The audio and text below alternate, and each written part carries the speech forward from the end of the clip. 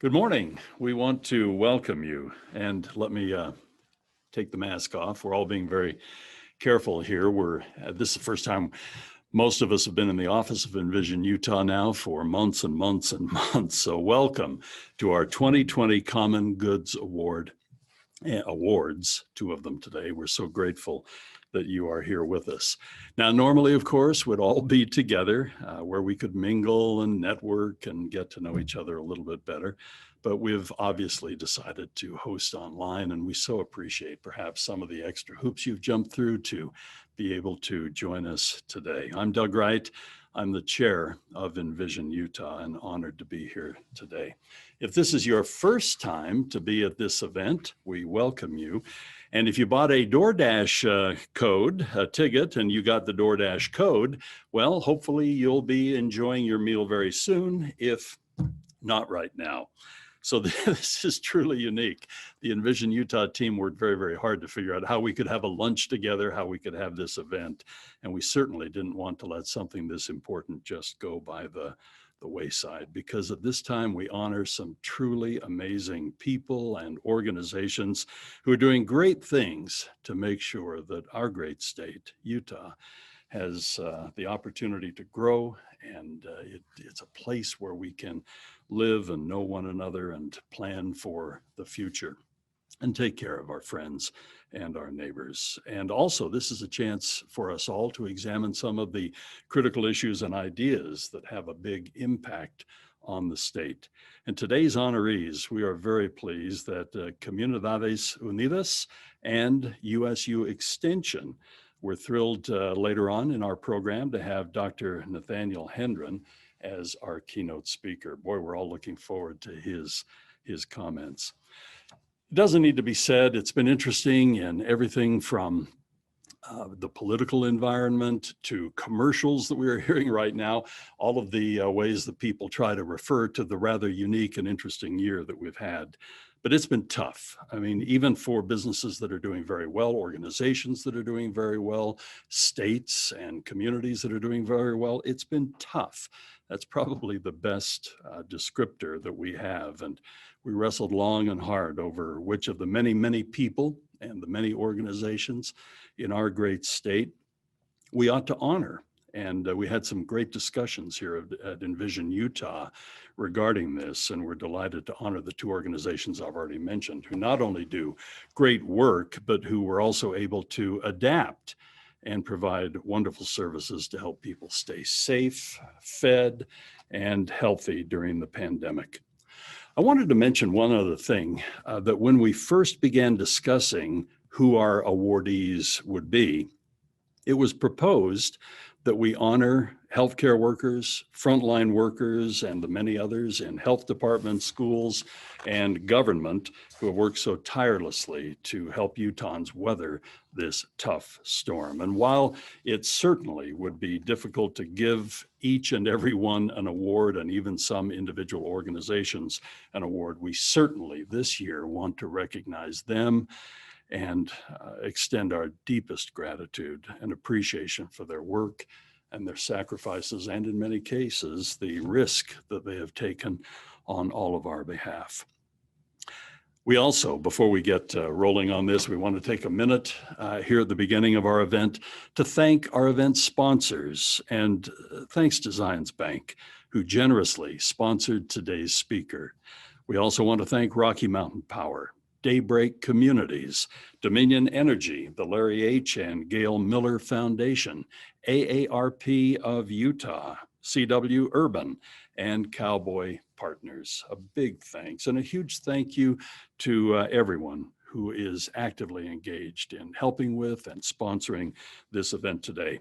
And as always, we're so grateful for the ongoing support from the George S. and Dolores Dory Eccles Foundation. Their generous matching grant makes all of our contributions go much, much further. And they have helped sustain Envision Utah since we first began working together almost 20 years ago. And now it's a real pleasure of mine to turn things over to Envision Utah's president and CEO, Ari Bruning, who is in an adjacent room so we can maintain social distancing. Ari? Thanks, Doug. Uh, I want to echo your thanks that you gave to all those who are in the healthcare industry and government workers and teachers and so on who've pivoted and helped with this pandemic. We can't thank you enough. And even those of you who are business leaders, I know many of you have helped provide PPE or meals or even just done your part to limit the spread. Thank you very much. I can't thank you enough. I'm going to share my screen here. And I'm going to give you a little update on Envision Utah. So the pandemic affected us here at Envision Utah in some interesting ways. Just like all of you, our workplace has been disrupted. We've been working from home and so on. But maybe a little bit different than many for us, what we do is we bring people together to have discussions about important issues. And it's hard to do that when you can't physically get together. And that caused us to pivot a little bit and think about how we can do that virtually. When the pandemic hit, we were launching a vision refresh for the Jordan River. In 2008, we led the Blueprint Jordan River to establish a vision for this 50-mile asset from lake to lake across 16 different cities, I believe. And that led to the creation of a Jordan River Commission, as well as the completion of the trail from lake to lake, which I understand is part of the longest paved trail west of the Mississippi. That was in 2008. And so we were just launching a process to refresh that vision and ask, what's next for the river? We were scheduled to hold public meetings and workshops to understand people's desires and concerns, and we couldn't do that. So we asked ourselves, how do we do that online? So we held some Zoom meetings. We found ways also to do some online focus group chat kinds of meetings where people could go on their own time and answer questions, and we could hear from everybody at once. And we found we actually got better and more input than we might have gotten in person. At the same time, we saw usage of open space and recreational amenities skyrocket. So people were using the Jordan River Parkway like never before. They saw it as a way to get out and exercise and experience nature in the midst of this pandemic. And when we issued our survey asking people to tell us what they wanted for the river, 8,000 people weighed in and shared their opinion. 8,000 people telling us what they wanted for the Jordan River. And you can see, given the changes that we've seen, these assets like the Jordan River are more important than ever before. And coming together to figure out what the future of those assets ought to be is more important than it's ever been before. Beyond our recreational assets, we've seen impacts from COVID on other aspects of our lives. Now that many of us are working from home, and I'm sure many of us will continue to work from home even after a vaccine is widespread. When we're working from home, we're looking for things to be closer to home. We want places where we can go and have a safe, convenient place to go for a walk or a run or to bike. Places where we can go get a bite to eat or shop that are close to home. And that changes a little bit how we think about our communities. For a couple of years now, we've been working with the Chambers of Commerce in Utah County on a vision for the future of that county, which will house more than a third of the new growth in Utah and add 1 million people by 2065. Every time I say that, it blows my mind. I'm adding 1 million people to Utah County by 2065. So we've been working on this for quite a while when the pandemic hit. And it's interesting that a lot of what we heard from the 15,000 people who participated in that visioning process was that they wanted things closer to home. They wanted walkable centers of different scales, everything from downtown Provo to something that might be smaller. But these are places where you can live there, and you can also find shopping and work and recreation and entertainment all close to home so that you can walk or bike or drive a short distance. And we were hearing this before the pandemic hit. And with the pandemic and this future of telework and so on, this becomes more important than ever to develop in these ways. And as we develop in these ways, not only does it make it more convenient for those who are teleworking, but it's also a way to accommodate our growth in a way that maintains a high quality of life for all of us. People don't have to drive as far and waste as much of their lives in a car. in terms of time and money spent. And doing this means that people drive shorter distances or walk or bike, and then reduces traffic on our roads for all of us. And figuring out how to accommodate growth in that way that makes things convenient is important in a whole lot of ways. These are just some metrics from that vision where we compared where we'll likely be in 2050 if we continue how we're developing versus under the vision. You can see things are a lot closer to people, a lot more convenient. And this is going to be critical going forward, that we have these conversations about how we grow, because it looks like COVID may actually be accelerating our growth in Utah. Whether this is a long-term phenomenon or a short-term one is hard to say, but people seem to be fleeing high-cost, large urban areas and heading for places like Utah, places where their money goes farther and they can enjoy a high quality of life. So we need to continue to plan ahead for how to accommodate that growth. Another effect of COVID has been to disrupt education. I don't know about you, but my kids are sometimes going in person, they're sometimes online. And this has been really difficult for the education system to figure out how to teach our kids in this moment.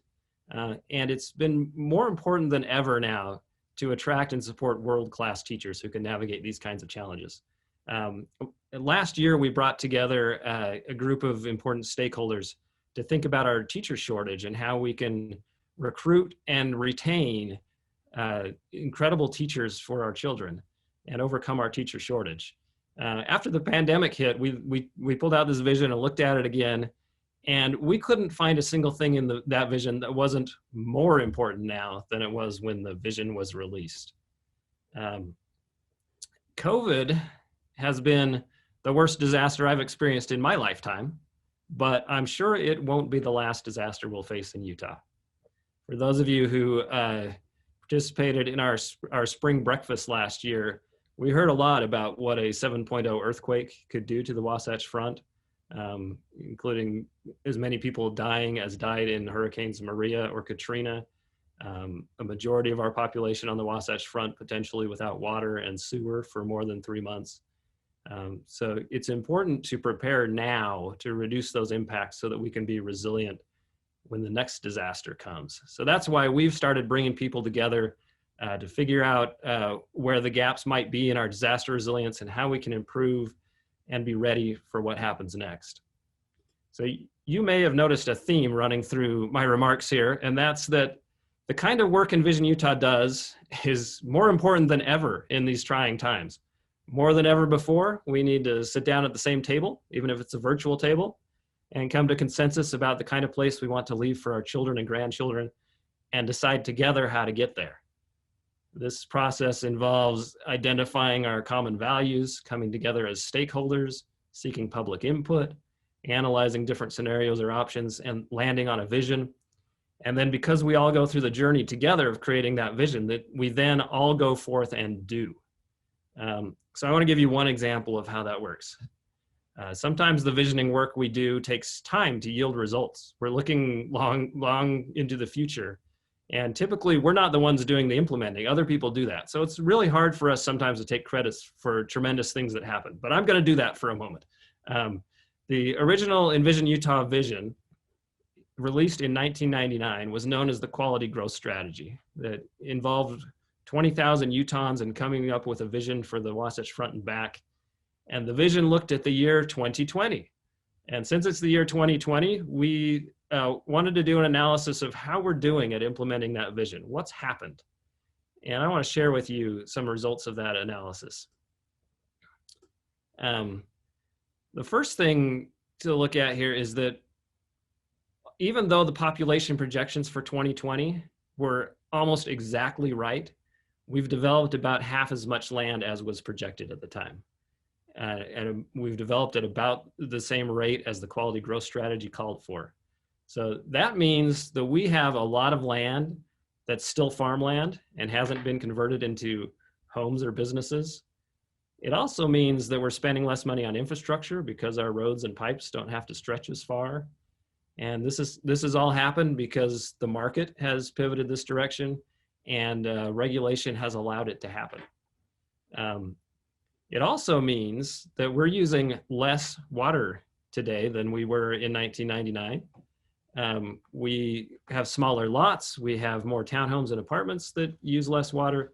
We're also being more efficient and using water-wise landscaping.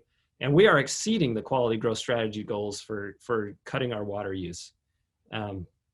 We set forth and we built the public transportation that was called for in the quality growth strategy, tracks and front runner. And we've started to build housing and businesses around those transit stations. You can see here we have about 300,000 people who live within a half mile of a transit station. That means they can walk to the transit station. We still have a ways to go to hit the quality growth strategy vision, to have 600,000 people who could live without a car and save money and time and have a convenient lifestyle that way. We, partly because of the transit we built and other things, making sure things are close to people, we're actually driving less today per capita than we were in 1999. And at the time, nobody could foresee bending the curve enough to actually reduce driving. The quality growth strategy simply wanted to bend the curve a little bit.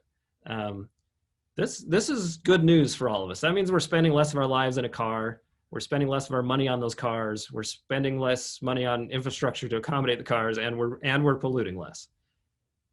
Speaking of polluting less, this may be the greatest success story of the last 20 years.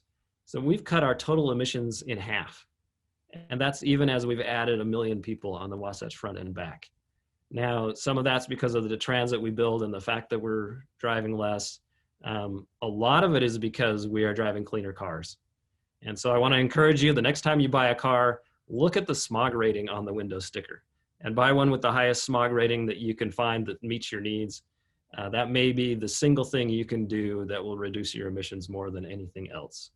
So these are some of the results from the quality growth strategy. And you can see the results that happen when we all come together and we put aside our differences, sit down at the same table, recognize our common values, and chart a path forward. That was important in 1999. It may be even more important today. We're in the middle of a difficult time. And as we emerge from this pandemic, I think we can make the future even better than the past. But doing that requires all of us coming together and working together. Yeah, at Envision Utah, I can promise you we'll give all of our efforts to facilitating that conversation, and we hope you'll support us as we do that. So with that, I'll pass it back to Doug.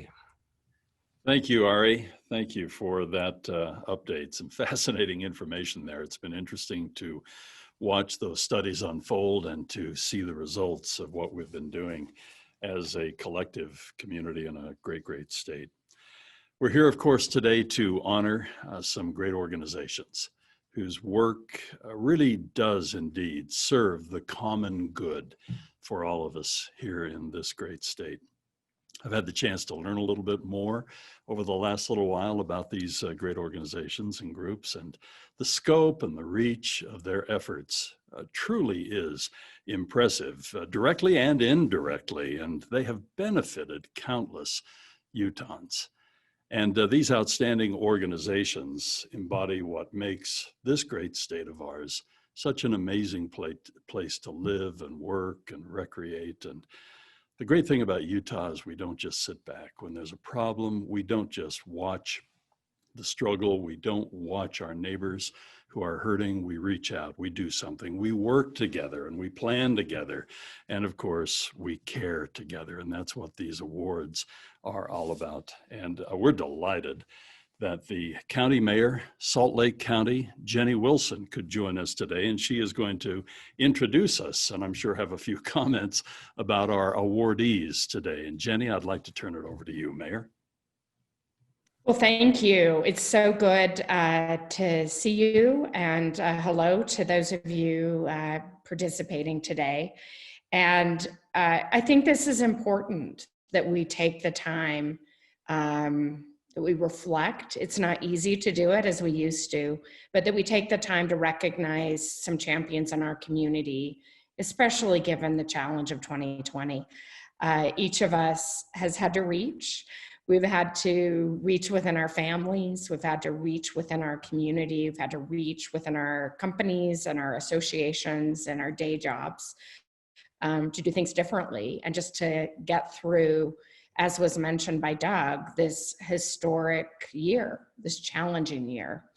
And I am so happy today to be able to present a couple of awards. And the first recipient is one that I've been able to watch and see grow and see expand as the need has grown and expanded in our community.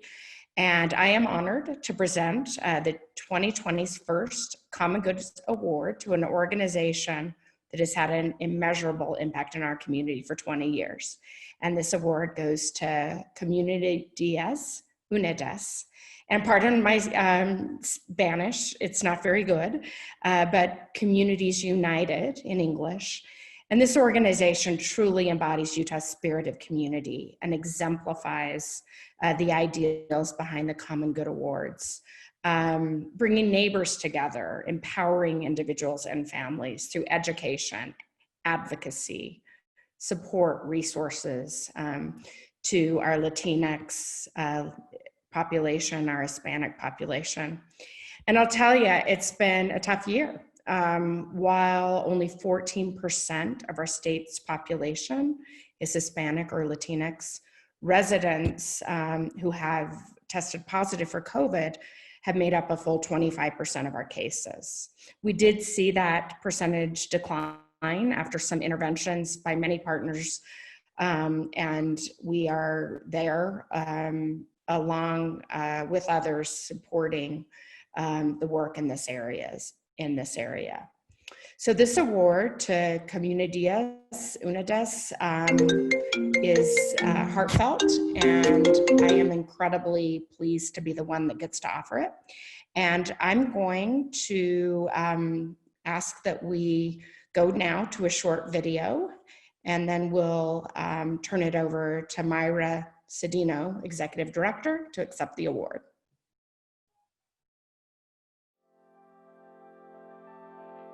My name is Yehemi Zavala Orozco. I am the Programs Director, and my organization name is Comunidades Unidas, or Communities United. Comunidades Unidas is a nonprofit organization based in West Valley City, Utah. The mission of Comunidades Unidas is to ensure that every Latino in the state of Utah is going to be healthy, self-sufficient, forcing change in this larger community.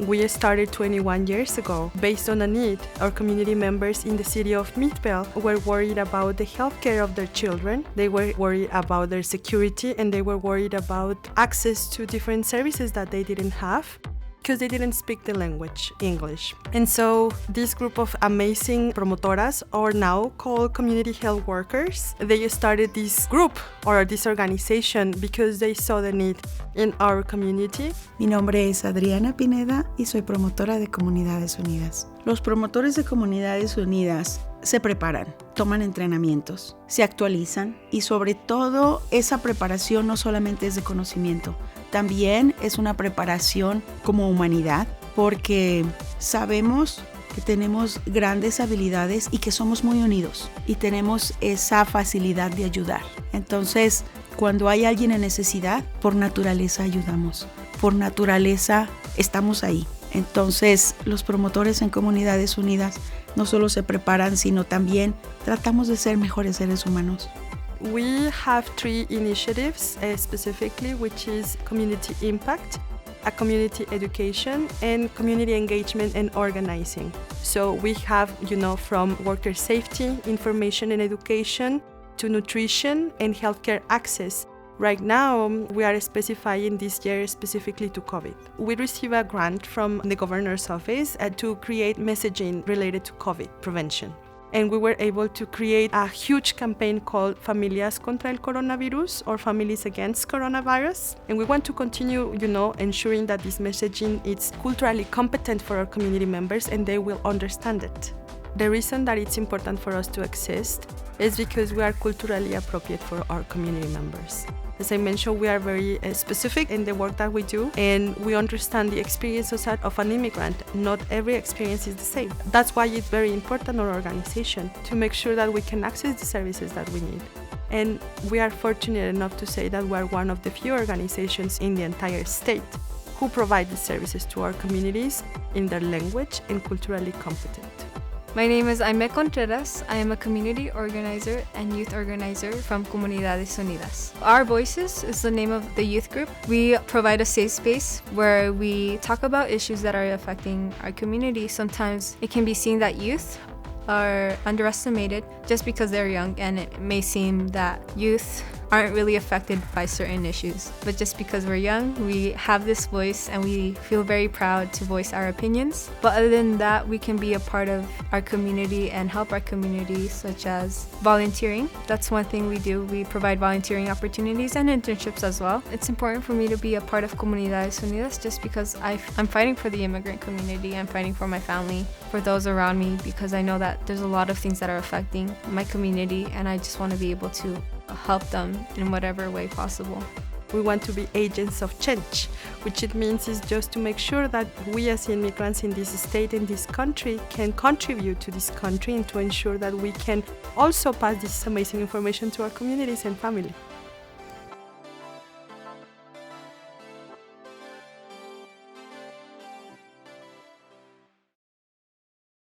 Congratulations to Comunidades Unidas for winning the 2020 Common Good Award, and thank you for the great work that you do in our community. Your organization is impressive in any year. Your initiative in preventative health, financial well-being, immigration services, community engagement, and youth organizing touch the lives of thousands of Utah Latinos every year. But we are particularly grateful for all of your hard work during this unusually challenging year. Your efforts to provide accurate and important information to Latino communities about resources available during the COVID-19 pandemic have helped keep many healthy and safe. You've also been instrumental in providing resources and information to residents about voting during this critical election year. With 20 years of providing resources within Utah's Latino communities behind you, we can't wait to see what amazing accomplishments and life-changing work you'll do in the next 20 years. So congratulations to one and all. Utah thanks you. Good afternoon. We're honored to be here with all of you today, and we're grateful to be the recipients of the Common Good Award.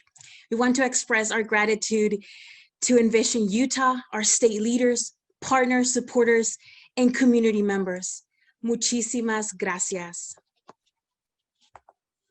Comunidades Unidas is led by immigrant women like myself. The majority of us come from the communities that we serve, and the work that we do is very personal to us. Our organization has been at the forefront lines of the immigrant rights and justice movement for the last 21 years.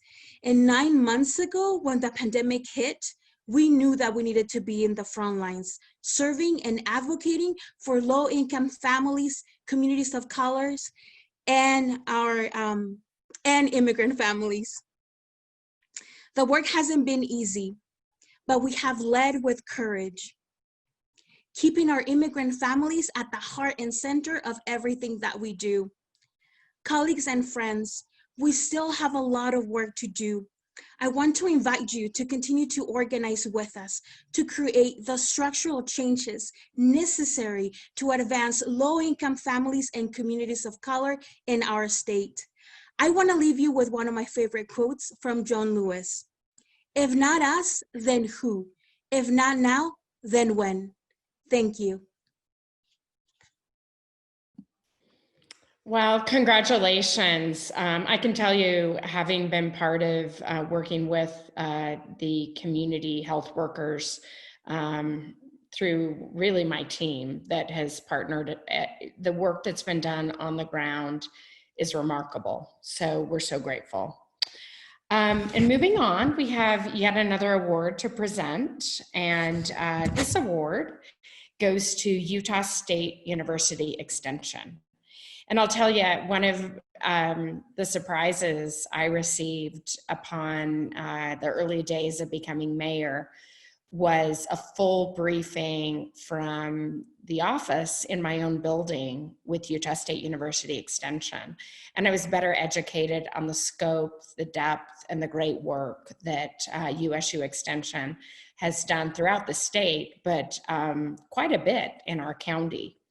And I am so thrilled to share how deep the impact has been both in rural and urban communities. And Utah State University Extension has an influence in every county in the state. For more than 100 years, USU Extension has been bringing the best of the university to both rural and urban communities. And its reach is deep, supporting local agriculture, lifting individuals and families. And through the difficulties of this year, USU Extension became an intermediary, providing venues for farmers to sell their crops, providing food to families in need. And we know how important that is, given the additional challenge of 2020. So with that, I'm so thrilled to provide USU Extension with this award, and I'm honored to recognize them for the extensive amount of work that has been done in the community. So Utah State University, please accept this 2020 Common Good Award. And we do have another video, and then we'll go to Ken White, the VP of USU Extension. Hi, I'm Ken White. I'm the Vice President for Extension and Agriculture at Utah State University. And I'd like to express my sincere thank you to Envision Utah for this Common Good Award. Some of you may be wondering, what is Extension? Briefly, Extension is really the mechanism where we bring the university to every person in the state of Utah. We have more than 140 faculty and experts strategically located throughout the state of Utah. We have extraordinary people who were prepared for these extraordinary circumstances. I'm proud of our response to the pandemic. Starting in March, we put a communications plan into action through social media, email, our extension website, billboards, and more as we address the home, family, finance, and wellness information people were anxiously searching for. Farmers Feeding Utah is an excellent example of our biggest win-win program this past 9 months. Early in the pandemic, farmers were faced with nowhere to send their commodities while families were losing income. Working with the Utah Farm Bureau and others, we were able to raise money to pay farmers so they could bring food to Utahns in need.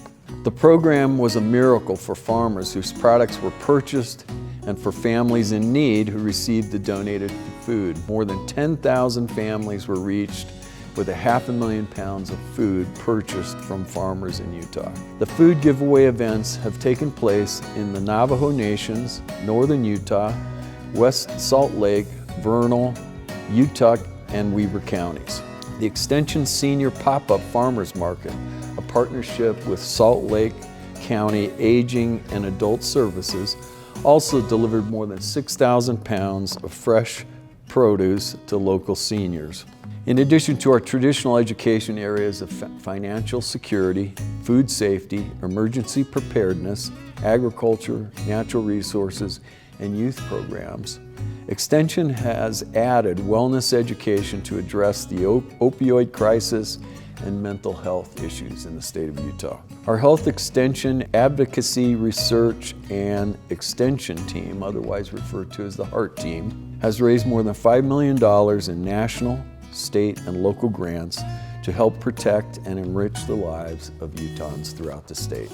In our 4-H youth programs this year, we had 14,821 youth enrolled and close to 3,000 adult mentors and volunteers who supported them in 1,168 4-H clubs throughout the state of Utah. Our Discover 4-H curriculum guides were especially popular as parents worked to keep their youth engaged during the quarantine.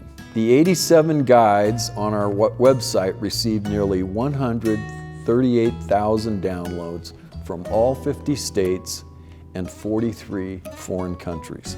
We've always excelled in agriculture and horticulture, but this summer, interest in home gardening increased tenfold in many areas. And while face-to-face meetings were few, our agriculture specialists created amazing virtual field days with more than 150 video presentations. Though no one could have predicted the vast number of people working from home this year, in 2018, Extension did predict that citizens living in rural areas would find remote work, allowing them to remain in their communities. Our award-winning Remote Online Initiative is a program that teaches online work skills and connects employers with our rural citizens.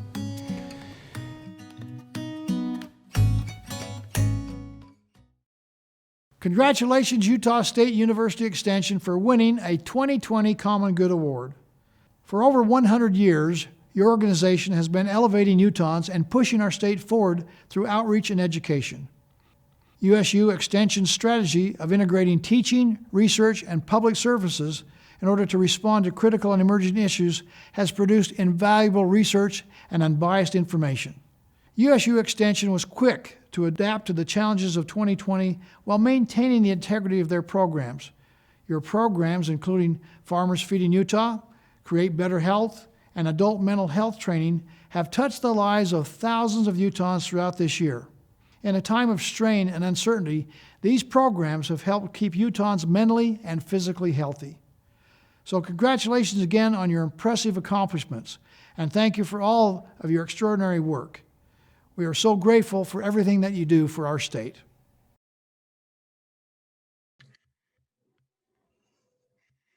It's a great pleasure and opportunity for us to work with local, county, and community leaders throughout Utah. It's truly an honor to help and serve the many people in all parts of Utah.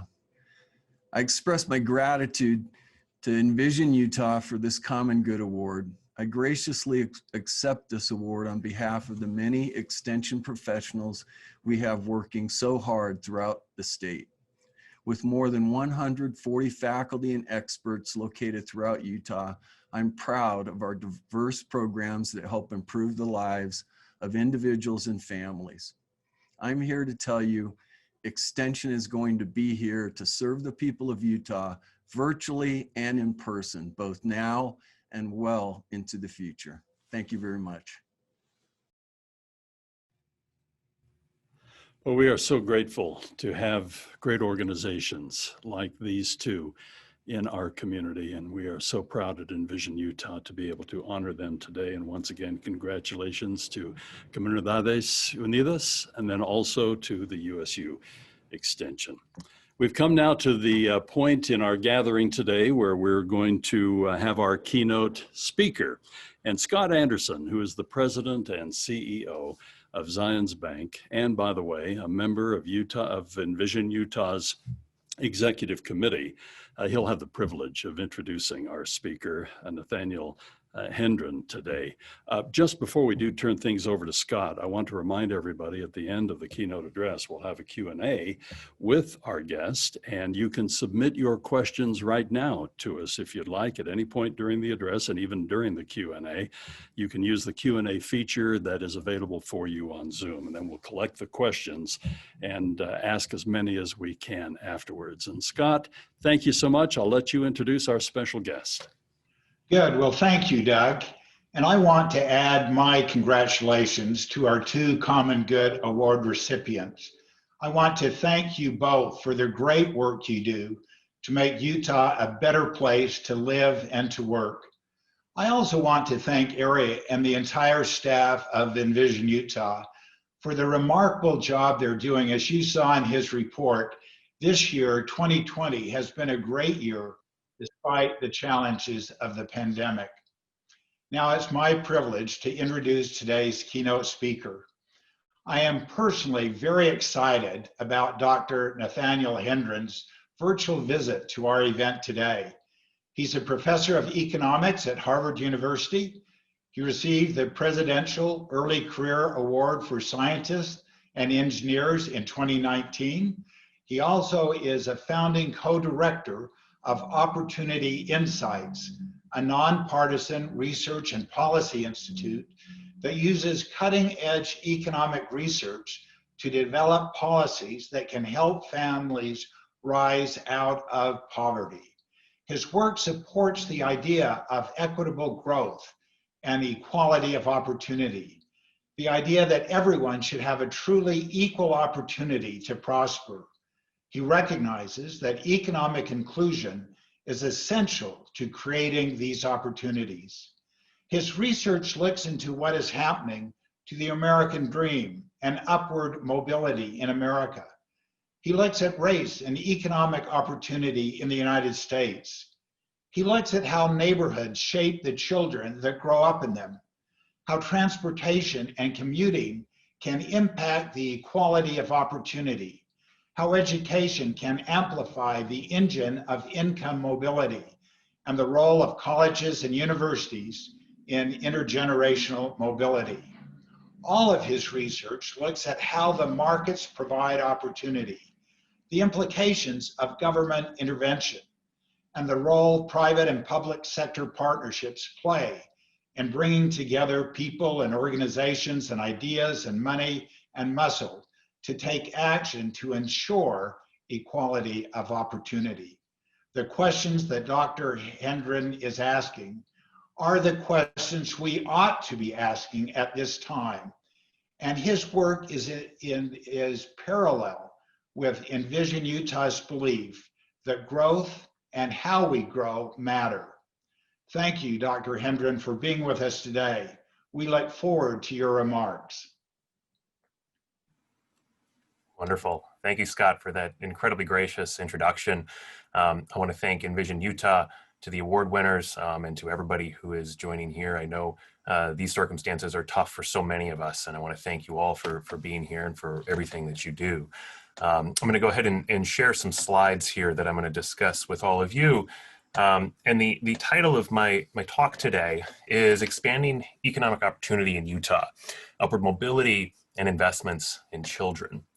And I want to motivate what I'll talk about with 3 pieces of motivation. The first is a general observation of upward mobility around the world. Now, there's a lot of ways of defining upward mobility or economic opportunity or the American dream.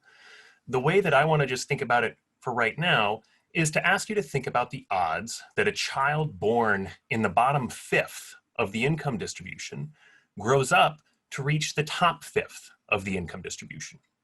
Now, if everybody had an equal shot of reaching the top regions of the income distribution, you'd expect to see about 20% of kids from low-income backgrounds that reach the top 5th of the income distribution. But in contrast to that perfect ideal, what we estimate in the US is that only 7.5% of kids born to the bottom of the income distribution grow up to reach the top 5th of the income distribution. Now, you might say that 20% is a pretty tough standard. Maybe we should compare ourselves to other countries. Well, when you do this, we also lag behind other countries in terms of the rates of upward mobility. Indeed, just to the north of us in Canada, the rates of upward income mobility are almost twice as high. And so that's the first piece of motivation that I wanted to provide for the talk today. The second piece of motivation, I want to turn to a much more recent phenomenon with the COVID crisis and think about what has been happening to economic opportunity across the income spectrum in the United States. COVID obviously unleashed a widespread damage on the US economy, but that impact has largely been disproportionate across the income distribution. What you're looking at here are results from tracktherecovery.org, which you can view as an online tracker to track the economy in real time, both at a national level and at the local level. And you're seeing here employment rates for people in different regions of the income distribution. What you can see in the top line in green is that employment rates for the top wage quartile, so people who are the highest earners in the economy, have largely recovered, where we've largely returned to our pre-COVID levels of employment. In contrast, for low-income workers, we see a persistent decline in their employment that remains 20% below what we observed prior to COVID. And so in this sense, the COVID shock that we are experiencing in the economy has had very disproportionate impacts across the income spectrum and exacerbated a lot of the economic inequalities in our society. Now, the third piece of motivation I want to provide is to try to link these two phenomenons together and think about the impact of COVID on upward mobility and intergenerational mobility. And I find these statistics to be some of the most concerning, at least to me. What you're looking at here is online participation in courses. So the extent to which children are participating in their coursework. This is from data from a company called Zern, but this data is very similar if we use a wide range of different sets of data out there on the extent to which kids are engaging in the classroom. And what you can see is there's a slight drop in engagement in the green line for kids at the top of the income distribution, but a very large drop in classroom engagement for kids at the bottom of the income distribution. So to put this differently, kids in more affluent families are more engaged with their coursework today as we're going through this crisis relative to kids in the bottom of the income distribution. And so this obviously has a potential to exacerbate a lot of the intergenerational inequalities that we saw in the first piece of motivation. But hopefully, obviously, with a vaccine and with future medical advances, we'll be able to move past this COVID crisis. But I do think this provides a launch point for thinking about a broader question, a deeper question of how we can improve upward mobility. And that's what I want to talk about today. And I want to do it through three parts. The first, I want to think about what causes low upward mobility. What is the kind of underlying root causes of this? The second is I want to think about the role of parents, and in particular, the barriers or constraints that parents might be facing when thinking about providing economic opportunities to their children. And the third is that I want to then step back and think about the implications for policy. How can we improve upward mobility? And so to start, I want to think about what causes low intergenerational mobility by tracing the roots of upward mobility to childhood environments. I'm going to use large variation across neighborhoods that I'll show you as a lens to understand why we might be seeing higher rates of upward mobility in some cases and lower rates in other cases. And so I'm going to focus here on children who grew up in low-income families, so concretely, families whose parents earn about $27,000 a year. And I'm going to ask, what are their incomes on average in a young adulthood, around age 35, depending on where they grew up, first in the United States. And so here's the map, just mapping people back to your childhood location of where you grew up. And what you see is enormous variation in the extent to which children climb up the economic ladder. So for example, children who grew up in Charlotte, North Carolina, to families earning $27,000 a year, on average earn about $27,000 a year in adulthood. In contrast, out in Salt Lake City, those children and families that earn $27,000 a year grow up to earn almost $38,000 a year. And so much higher rates of upward income mobility in Seattle relative to Charlotte, but still not as high as what we see in a place like Dubuque, Iowa, where children from families that earn $27,000 a year grow up to, on average, earn $46,000 a year by the time they're 35 years old. And so there's just enormous variation across the United States in the extent to which kids climb up the economic ladder. Now, this is at broad geographies across the United States. When you zoom into cities, you see similar patterns across neighborhoods. So this is showing you New York City, where you can see that children who grew up in Harlem or in the upper portion of Brooklyn, on average earn about $21,000 a year, whereas children who grew up in Hoboken, New Jersey, or some other parts of Queens, on average see incomes of about $45,000 a year. And so the color scale here is the same as on the previous map. We see as much variation across neighborhoods in New York City as we do across the entirety of the United States. And so you might just say, well, geez, maybe that's just neighborhoods in New York City. What about, say, Salt Lake City or a place in Utah? Now, here again, you see on average, these colors are slightly bluer and have higher rates of upward mobility, but you continue to see enormous differences in rates of upward mobility, depending on where across neighborhoods around Salt Lake City, those children grew up. Children who grew up in the South Salt Lake City area on average grew up to earn $28,000 a year, whereas children who grew up in Taylorsville or some of the other more outlying areas on average grow up to earn about $45,000 a year. And so there's just enormous variation in the extent to which kids climb up the economic ladder based on the neighborhoods in which they grew up. Now that motivates the question, what are the characteristics of neighborhoods that have higher rates of upward mobility? Well, the first thing that might have popped into your mind is that neighborhoods that have a lot of job opportunities or neighborhoods that are close to jobs might have higher rates of upward mobility for those kids. But we actually don't see that. This graph is showing you the correlation with, say, the number of jobs within 5 miles, and we don't see a positive correlation with that and upward mobility. But what we do see is there's a correlation with the number of people in your neighborhood around you that are employed. If you grow up in a neighborhood where people around you get up and go to work on a regular basis, you have higher rates of upward mobility for the low-income children in that area. And so it's not about job availability in the area, it's about growing up around people that are more likely to be employed. We also see strong correlations with other more traditional measures of neighborhood quality. Growing up in a neighborhood that has lower rates of poverty, on average, tends to have higher rates of upward mobility for those kids. Similarly, growing up in an area where there's a higher fraction of college graduates or higher test scores for third graders, on average, those neighborhoods have higher rates of upward mobility for low-income kids. Now, in addition to those more kind of standard measures of neighborhood quality, we also see strong correlations with less traditional measures of neighborhood quality. So we see that children who grow up in neighborhoods with a higher fraction of single parents tend to have lower rates of upward mobility. And that's true even for children who grow up in two-parent households or children who grew up within a single-parent household. If you grow up in a neighborhood that has more, say, two-parent households, you'll have higher rates of upward mobility on average. And if you grow up in a neighborhood that has higher fraction of single-parent households, you tend to have lower rates of upward mobility. Similarly, we see strong correlations with measures of what people call social capital. One measure of social capital is the fraction of people that say return your census form, a measure of kind of a civic engagement or civic spirit. Places where people are more likely to be returning those forms tend to have higher rates of upward mobility. And so there seems to be something about those characteristics of those places that seems to be driving higher rates of upward mobility for those kids. Now, this is all showing you the relationship between the characteristics of a particular neighborhood and that neighborhood's rates of upward mobility. But you might ask, does it matter if you live exactly in that neighborhood, or could you live a little bit further away or a little bit further away and still obtain some of the characteristics of that neighborhood being upwardly mobile?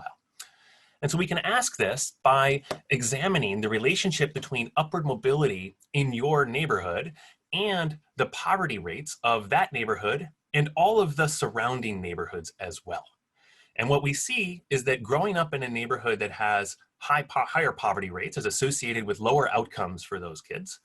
And then if we look at the role of the surrounding area poverty rates, the next closest census tract is also negatively related to your outcome. But as we start going down the line and looking further and further out at the neighborhood characteristics further away from you, after you go about a half mile, there's no longer an association. So what this means is that that conditional on the poverty rates of the neighborhoods within about a half-mile radius of your house, the poverty rates beyond that are not predicting whether or not you have higher rates or lower rates of upward mobility in that neighborhood. And so put differently, from a child's perspective, the neighborhood is smaller than a half-mile radius. That's the neighborhood environment that seems to be shaping their outcomes in adulthood. And so that means that it really does seem to matter exactly where you grow up and what neighborhood you grow up in. And so just to make this concrete, we've examined the experiences of the universe of children who moved across areas during their childhood to understand how much of these differences that we see in upward mobility on the map can be picked up by children whose families decided to move from one of those places to another one of those places during their childhood. And we can summarize those results on the following schematic. So I want you to imagine a child that moves from, say, South Salt Lake to Taylorsville, where I showed you that the average incomes in South Salt Lake were $28,000 and the average incomes in Taylorsville were much higher.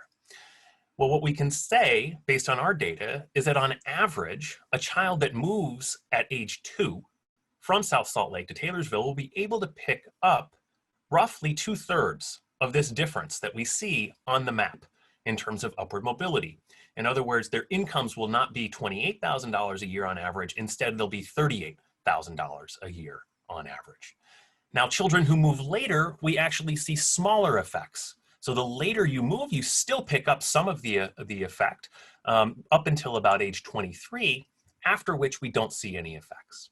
And so how do you want to think about this? Well, if you just step back and reflect on your own experience and think about where you grew up, what I can say is based on the data, we all look like a weighted average of where we grew up. If you spent a lot of time growing up in one place, on average, your rates of upward mobility will be about the proportional to those rates of upward mobility in the place where you grew up. Everything seems to be look like we are the product of the neighborhood environments that we experienced during childhood. Now, how big are these impacts? Are these of significant impact at the national scale? Well, what we can calculate is that moving at birth from a below median to an above median neighborhood can lead to an over $200,000 gain in lifetime income for those children. And so I think this just hopefully illustrates the magnitude of the differences in economic opportunities available to kids based on the neighborhoods or the geography or the zip code in which they grew up. It also raises the question of why don't we see perhaps more families moving to opportunity, so to speak.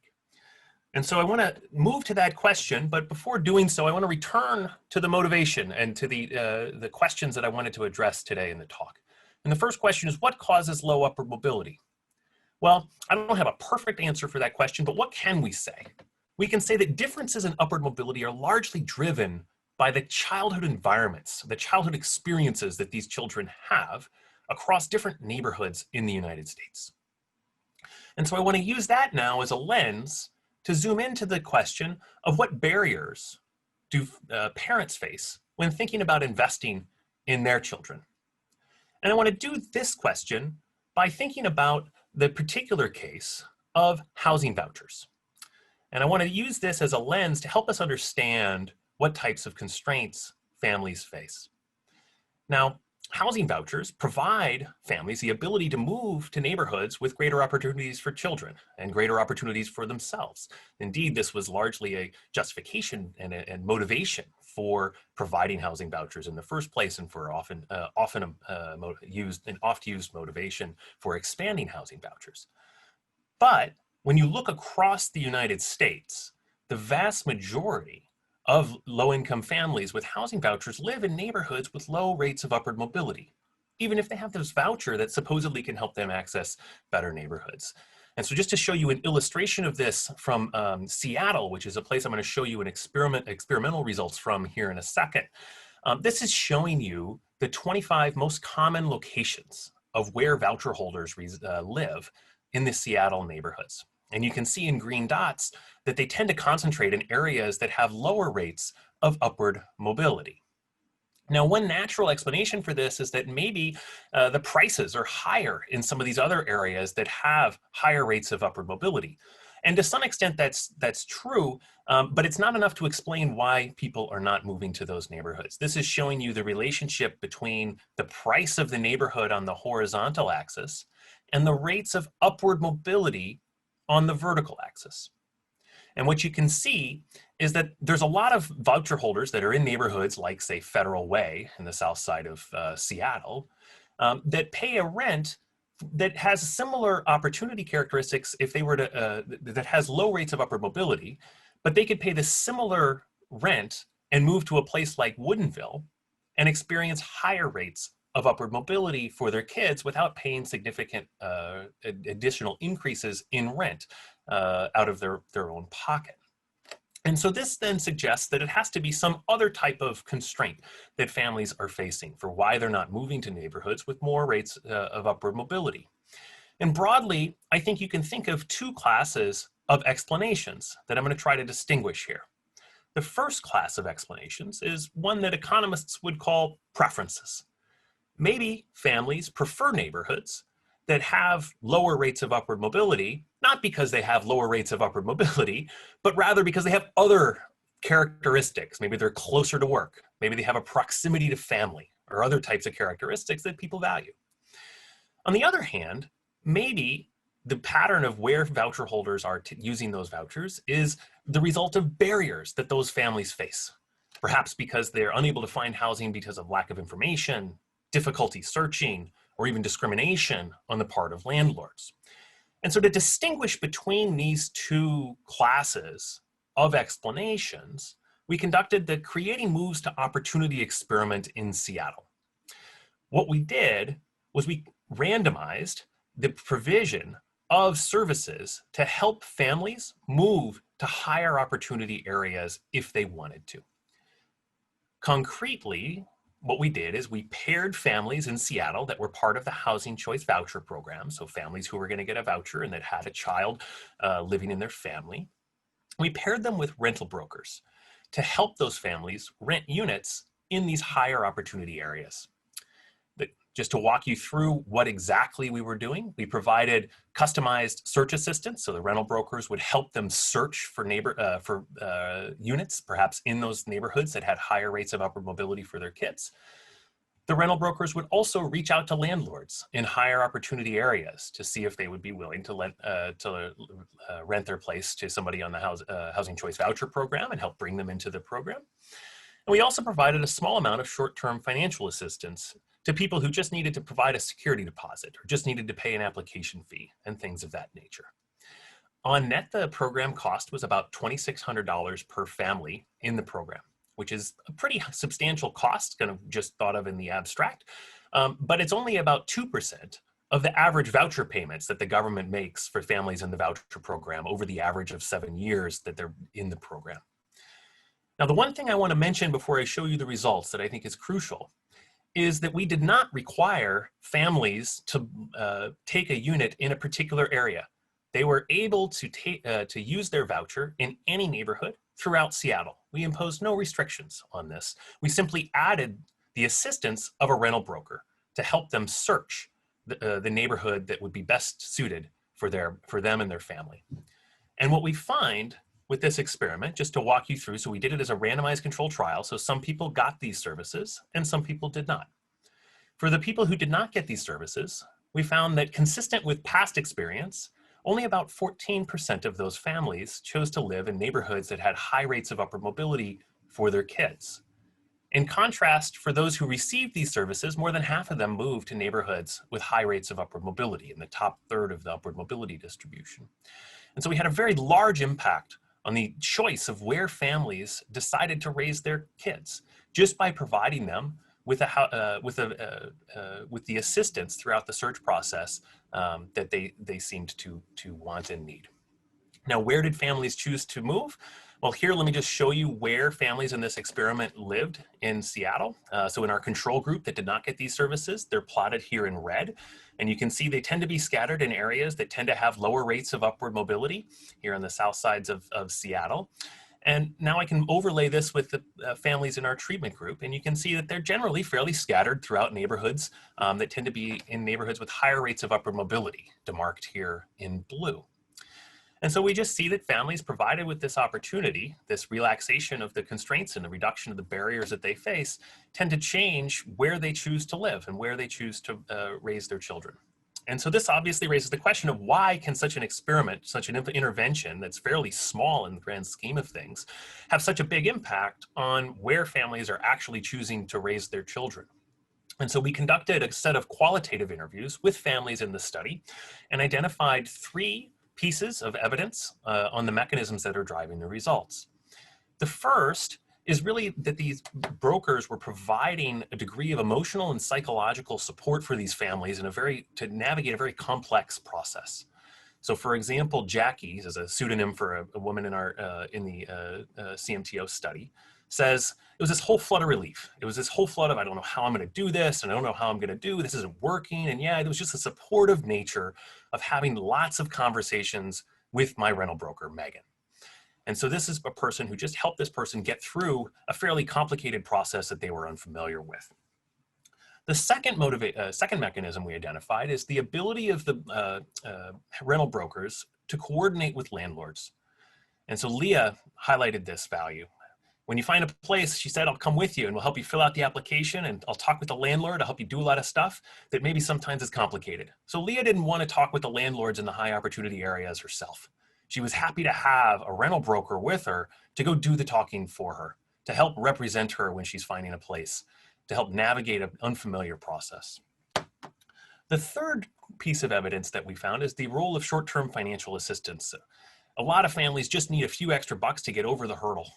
So Jennifer says, she said that I'm not gonna be able to pay here and there in the new apartment. They were able to get me more money. They understood the situation that I was in. She just needed a little bit of extra money to get that, to get into the apartment, get the first month's rent done, and be able to go on her way. And so returning to the three questions, the three topics that I wanted to discuss. What, if any, barriers do parents face investing in their kids? Well, I think what this shows is that low-income parents face a very complex set of constraints when making these complex decisions, like investing in their kids by choosing what neighborhood to live in, and a wide range of potential other decisions those families are facing. And so now, given that, I want to turn now to the policy implications of low upward mobility. And as we turn to this, I want you to have in mind the main result from the previous section, which is that we think many families are facing these barriers to making investments in their kids. And so this has, I think, policy implications on the housing front. So taken as given this idea that you can help families find places that might be better suited for them and their families, we can think about policies to help reduce barriers that families face when choosing neighborhoods. And so that's certainly something we can have in mind for policy discussions. But I also think we can go much broader on this and think about the general lesson that families face constraints when making investments in their kids. And so perhaps if families are struggling to make the most efficient investments in their kids, perhaps there's a role for policies to help provide direct investments in kids. And perhaps those policies as a result will have high returns. And so to analyze this, I want to turn to history, because it's hard to know, what's the best policy we could do right now. In some sense, from an academic perspective, the best lens we have is to look backwards and say, what has worked in the past? And so for this, I want to walk you through a unified welfare analysis of government policies in some joint work with Ben Sprung-Kaiser, who's a student of mine at Harvard.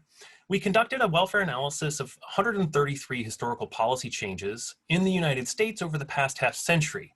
We were just trying to understand what types of policies tend to do the most to improve societal well-being. We studied policies spanning four major categories: social insurance, education and job training, taxes and cash transfers, and in-kind transfers. And what we did is for each policy, we drew upon existing estimates in the academic literature to measure two numbers. The first is, what are the benefits of that policy to its recipients? How much benefit did individuals get from that policy? The second is the net cost to the government of that policy change. Now, crucially, we thought about not just the upfront costs that the government spends on that policy, but also the long-run impact on the government budget. Why is that important? Well, imagine you spend money on education today and you increase somebody's earnings in the future, they're going to grow up to pay more in tax revenue that effectively reduces the upfront cost or offsets the upfront cost of investing in that education. And so we took care to measure the net cost to the government of all the policies in our study. We then took the ratio of these two numbers, the benefits to the beneficiaries and the net cost to the government, to think about the policy's marginal value of public funds. This is just a complicated way of saying the policy's bang for the government buck, right? And so we're going to measure this statistic for every single policy change in the study. Now, let me just walk you through briefly exactly how this construction works. So I want to take an example of a policy that we study from Florida, where the policy is looking at admissions into Florida International University. It's a four-year institution in Florida that often draws on the margin students that are otherwise considering two-year schools, and it has been a fairly successful program in university in Florida. Now, the advantage of this admissions program in Florida from an academic standpoint is that they have a higher likelihood of admitting somebody into Florida International if you have a GPA that just crosses 3.0. And so this allows us to understand the long-run impacts of being admitted to Florida International University. And so indeed, there's some nice work by Seth Zimmerman showing the long-run impact of being admitted to Florida International University. So on the horizontal axis here, we have your GPA. So this is the 3.0 cutoff. And if you had just above a 3.0, you're more likely to get admitted into Florida International, and you're more likely to have higher earnings later on in adulthood. And so you can really see the impact that getting admitted into Florida International University has on these kids' outcomes later in life. And so now what we're going to do is translate this to help us think about how much does it actually cost to educate somebody at Florida International University. And so how are we going to think about this? Well, we know that the upfront cost per student or per admission is about $11,000. So educating a student is about $35,000. This gets downweighted by the fraction of students that actually enroll if you admit them. And so the cost per admitting a student is about $11,000. Now the students pick up some of that cost through their own tuition payments. So that reduces it by $3,200. But in addition, a lot of those students, as I mentioned, would have otherwise gone to community colleges where the government would be outlaying some of those costs.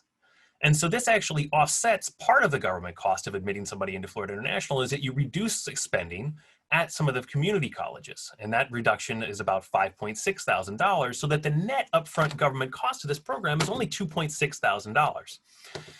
And so now we can think about the long run impacts of this program. While kids are in school, there's actually an increase in the cost to the government of this policy. Why is that? The kids aren't working. They're not paying as much tax revenue. And so the cost actually goes up to the government by $2,000. But by the time these kids are 33 years old, their earnings are high enough that they've actually paid back $7,000 to the government in the form of increased tax revenue. So that by the time these kids are 33 years old, the government, even though they spent, upfront that $2,000 to $3,000, has actually recouped $2,700 of profit by making this investment of those kids in Florida International University. So we're going to call this sort of an infinite bang for the buck. The government spent some money and got a huge return in that they didn't actually have to spend the money in the long run, and the individuals went on to have higher earnings. And so this is just one of the 133 policies that we study. And I'm going to walk you through the general lessons of all of these, but hopefully that gives you a sense of how we're making a lot of these calculations. And so what I'm going to show you now is a series of graphs where on the horizontal axis, I'm going to plot the age of the beneficiaries of the policy. And so for Florida International, these people are being admitted to college around age 19 or so, 18 or so. And this has sort of an infinite bang for the buck. So I'm going to put it up on this top green line here. And now I'm going to overlay all of the other policies that we studied in our data. And so this is showing you all of those other policies. The general lesson is that historically, direct investments in kids, policies targeting children, things like major Medicaid expansions to pregnant women and infants, expansions of K through 12 spending, preschool expansions, colleges, expanding money for the provision of Pell Grants to students in Texas, and other policies that have been studied in the literature, all tend to have high returns and often are actually paying for themselves. In contrast, for policies targeting adults, we tend to see lower returns. That doesn't mean that any of these policies are bad policies. In fact, a policy requiring it to pay for itself is a pretty high standard. But it suggests that historically, the types of policies that have the highest returns are really the ones that have made direct investments in kids. And this is just showing you this pattern if we pool it into averages, so you can get a sense of kind of the categories of policies that tend to have the highest returns. It tends to be the policies that are making investments in kids' education, in children's health, and in their college attainment. And so those are the policies that have historically had some of the highest returns. And so what are they doing actually on average? We can just kind of focus in and suppose, if you just wanted to take a really cold view of the world and you say, all I care about is government revenue. Well, we can think about the government spending $1 on these policies and imagine what does it actually cost them over the long run? Well, for policies in these categories, not only do they repay that dollar on average, but they pay back even more. So historically, for the major Medicaid expansions to children in the United States that have been studied in the academic literature, for every dollar we put into those kids, on average, it's paid us back $1.80, so that we actually profited just to the government 80 cents of additional tax revenue. Now, in contrast, for policies targeting adults, we don't see those patterns. They're just kind of face the more traditional trade-offs that we think policies face, that when you spend some money on a policy, that money doesn't come back to you. That money is going to help people, and that's a good thing, at least hopefully if it's well designed. But the difference is that when we invest in kids, we seem to get this additional bang for the buck that is arguably the result of the fact that parents themselves are often facing those key constraints that prevent them from making efficient investments in kids themselves. And so just to conclude, and then we'll open it up, very eager to hear all of your questions. Just want to summarize what I think of when I think of how to improve upward mobility. I think the first thing to keep in mind is that differences in upward mobility is largely driven by childhood environments.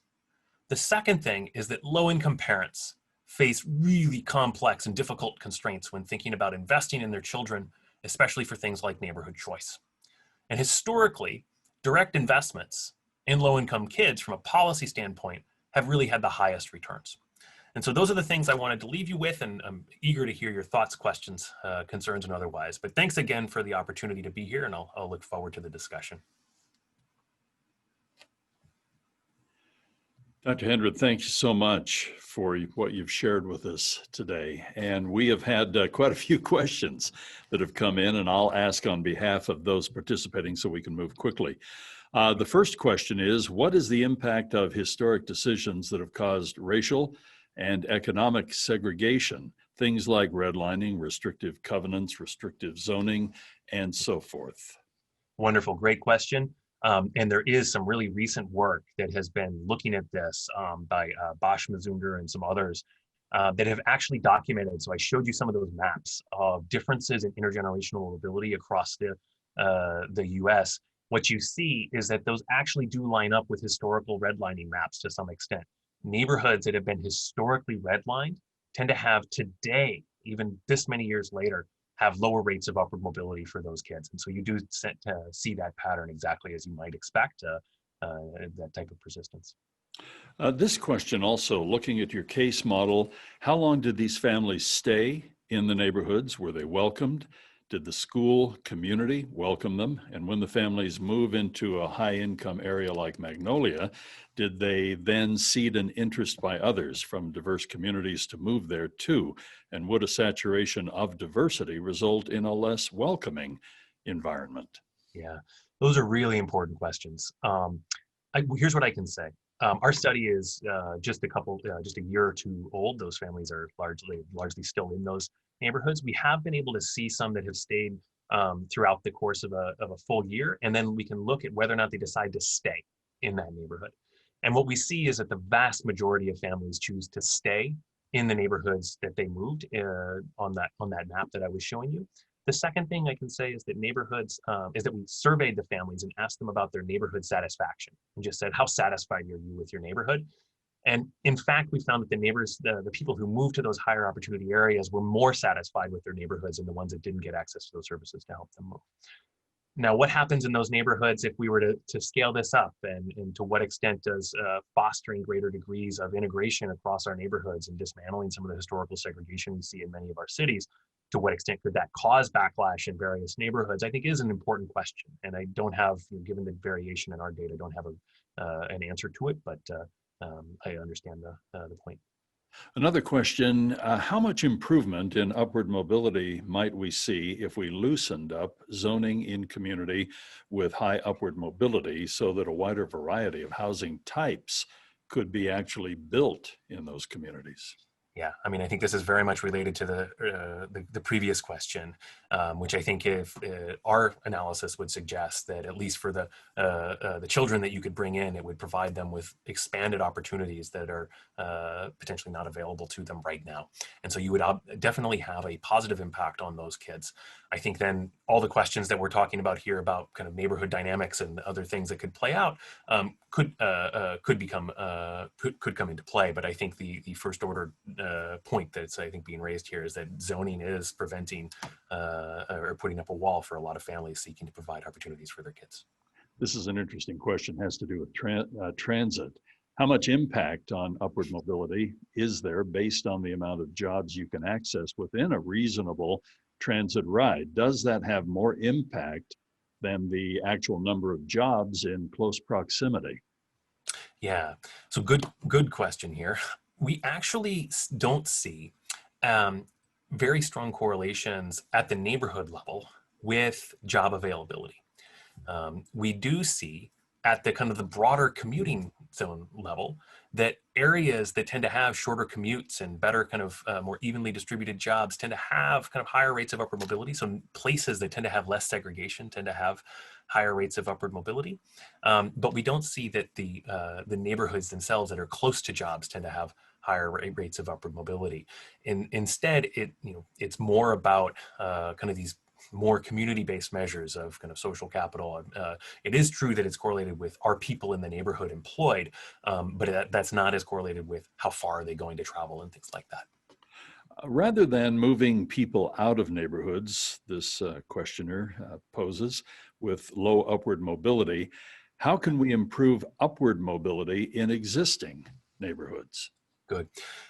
Key question here, right? I mean, I think we know that families face constraints when choosing to move. Why should they have to choose to move in the first place? Why should anybody have to? Shouldn't we provide equality of opportunity across all neighborhoods in the U.S.? And I couldn't agree more with the sentiment of that question. And I think my response to that is to think and look through the lens of the policies that I was showing you in the last section of the talk. That's the suite of things we know about policies that have been targeting children to help improve their outcomes in adulthood. We're trying to expand that as well to try to understand what we can potentially do. But in terms of place-based policies themselves, things like Hope 6 and other policies, we don't have as much solid evidence on the long-run impacts on kids of those policies yet. And so unfortunately, it's a dearth of evidence to be able to say specifically what types of place-based policies could improve those children's upward mobility, but it's something that is ongoing in our own research agenda, and hopefully we'll have an answer in the coming years. How do parents actually know, or what could we do to help them know, which neighborhoods have the best potential for upward mobility for their kids? Yeah, so we were actually a little bit surprised. We thought one story for why families weren't moving to neighborhoods that had higher rates of upward mobility for their kids is that they didn't know where they were. And what we found interesting when we chatted with families in Seattle in the experiment, they kind of laughed at the surveyors and us when we asked them, like, do you know, is this a high upward mobility place or a low upward mobility place? To first order, everybody has a pretty good sense, even families in low-income backgrounds. It's not like those families didn't know that Bellevue or other neighborhoods in these other areas had higher rates of upward mobility and would be better opportunities for their kids. It's that they didn't feel like they could actually access those neighborhoods. They didn't know how to access those neighborhoods, and the rental broker kind of broke down that barrier. But that said, we hope that the data that we provided, all of the data on upward mobility across neighborhoods, is provided at opportunityatlas.org for anybody that would like to search this on your own. It's all publicly available, all downloadable, and you can take a look. And hopefully that's a resource for people. One of our city leaders posed this question: if, as a mayor of a city, I encourage a service to have families choose a better neighborhood with upward mobility, do I then weaken the existing neighborhood? And once this gets out to the public, will I not face a backlash for promoting one neighborhood over another? Yeah, it's a smart mayor, because that's happened in Boston. So I think the reality of that, once you think that you want to provide neighborhood choice to families, it's clear that the current neighborhoods in which the current mayor, where those people are living, is not necessarily the one who's going to be best incentivized to provide that. And I think I understand that. I think that makes sense. I think focusing on place-based investments for families in your area, it seems like a reasonable approach to be taking as a mayor, but also one strategy that people have taken and that housing authorities have been taking in areas is to form collaborative arrangements with housing authorities in neighboring suburbs and things like that to help families at least be able to especially that are on assistance, be able to move across places in a bit of a smoother fashion. This questioner says, your analysis on children mirrors what Dr. James Heckman has shown in his work, the Heckman equation. What do you think are the most important investments in children, and what will it take for policymakers to actually invest in kids? Yeah, it's a great point. So in some ways we do find similar things with what Jim Heckman finds, but in some cases we don't. And I think one of the things I would highlight that's different from Jim's point, Jim is very focused on preschool programs and early childhood. And I don't want to downplay the role of early childhood. We find high returns for early childhood, but the policies that have the highest returns in our samples are actually health investments for middle and K through 12 education investments for slightly older kids, and college investments. And so I think if you want to take one thing away with how maybe this is a little bit different from what you might have heard from the Heckman equation, is that it's never too late. all the way up throughout a child's growing up. There's opportunities for improving their outcomes in adulthood. And so I think they're thinking about policies that hit every stage of the life cycle of a child, going 0 to 23, I think are important. Sadly, I'm keeping an eye on our clock here. We only have time for one more question.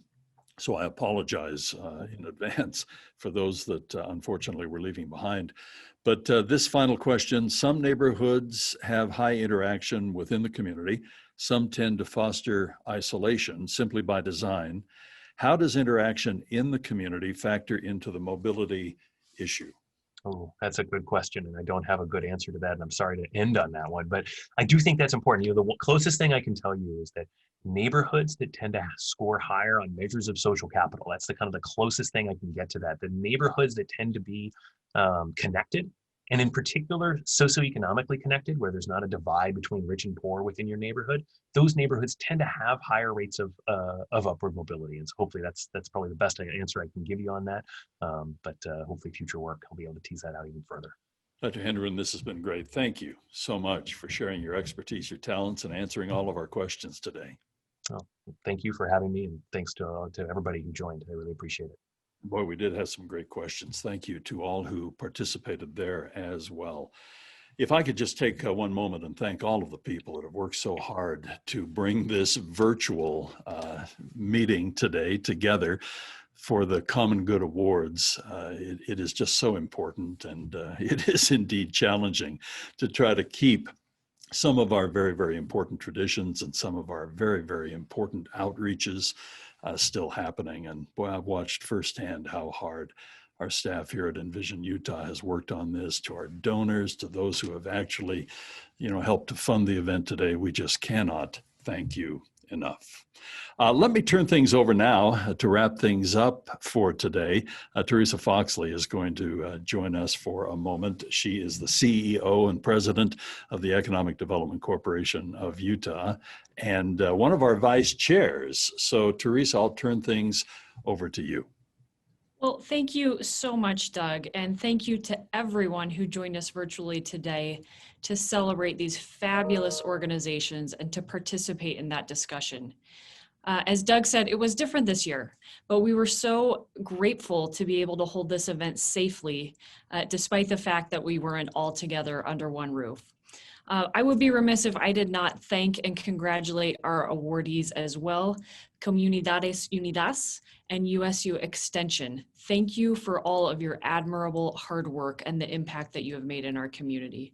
And thank you so much to Dr. Nathaniel Hendren. Wow, that was really fascinating. Thank you for sharing your insights and for continuing to do the work that helps all of us chart a path towards the common good, which is what this event is all about today. And of course, thank you to our sponsors who made this event and who make all of Envision Utah's work possible. We don't hold these fundraisers to be, or we don't hold these events to be big fundraisers for Envision Utah, which is why you could buy a $40 ticket and get a $20 DoorDash credit. We really do hold these to celebrate the people making Utah a better place and to make sure that we as a community can all come together around critical long-term issues. But when we leave the event, there is still work to do. So I would like to invite you to take a moment to give a few dollars to support Envision Utah. You can do so at envisionutah.org/donate, and I've included that link in the chat. Your support allows us to continue to do the work of bringing people together to make Utah a great place for everyone. Thank you again for being here and for being part of our work. We appreciate the incredible work of our 2020 Common Good Awards recipients. And I know I can say I learned something today. I think we all probably did. Thank you again. And I sincerely look forward to being with you again next year, hopefully in person at the 2021 Common Good Awards. Thank you.